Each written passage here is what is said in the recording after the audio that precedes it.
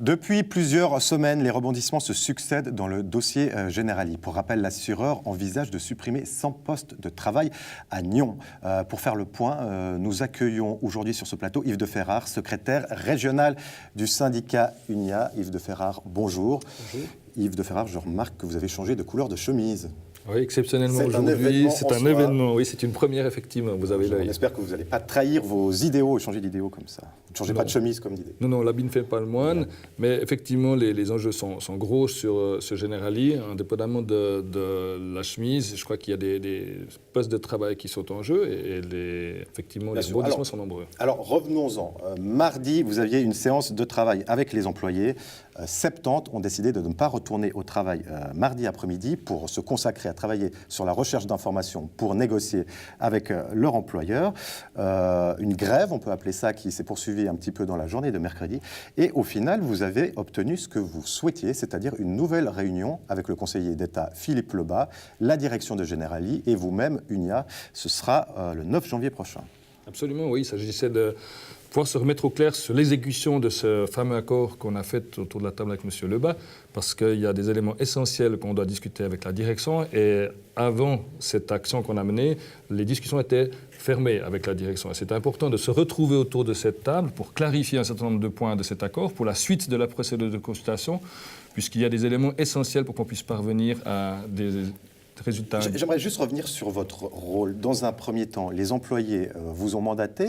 Le conseiller d'État a décidé de discuter avec vous et la direction.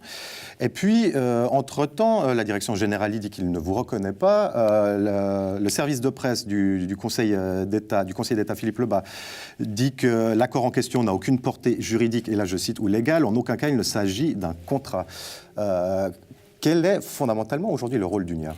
Bon, c'est peut-être pas un contrat, mais en ce qui concerne l'UNIA, lorsqu'on fait un accord avec le Conseil d'État, on essaie de le respecter. On essaie de le prendre au sérieux, parce que c'est quand même une institution politique importante, et que nous considérons que si on a une parole autour d'une table, il faut le respecter, il faut qu'on puisse permettre de continuer une procédure dans le calme et la sérénité. Et nous avons considéré que ce n'était pas le cas la semaine dernière, raison pour laquelle on a fait cet appel à reclarifier cette exécution. Alors, soit on considère que la parole du Conseil d'État et ce qu'on fait autour d'une table a une valeur, soit on ne le considère pas. Et pour notre part, en ce qui concerne l'UNIA, on considère que c'est une instance qu'on doit respecter. Très bien.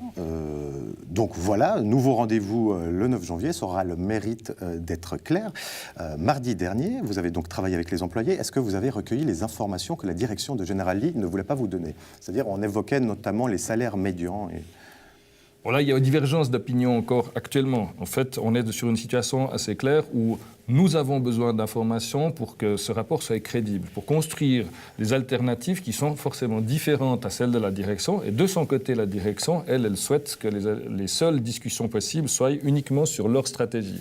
Or, on sait bien que le 100% des cas où nous avons réussi à obtenir des places de travail, où nous avons pu maintenir les places de travail, c'est parce qu'on a précisément fait des alternatives différentes de celles de la direction. Et là, on est encore en divergence d'opinion qu'il faudra clarifier effectivement le 9 janvier. C'est extrêmement important dès le départ. Donc on va continuer notre travail avec les groupes de travail.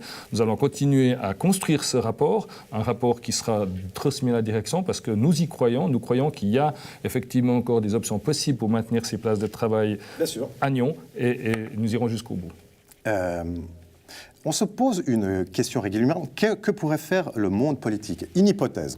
Il y a quelque temps, la commune de Nyon a octroyé une autorisation de construire 2 étages supplémentaires à Generali. Est-ce que cette même autorité locale pourrait revenir sur sa décision pour faire pression ? Oui, moi je pense que les questions foncières, les questions des infrastructures, les questions d'accords qui auraient pu faire qui sont faits avec des entreprises dans une commune ou une autre sont importantes en matière d'emploi. Je pense que si une commune octroie des faveurs à une entreprise, eh bien, elle doit le conditionner avec des emplois. Ça, c'est mon avis. Maintenant, Mais si ça n'a pas été fait dans le cas de Generali, est-ce qu'elle pourrait le faire maintenant ?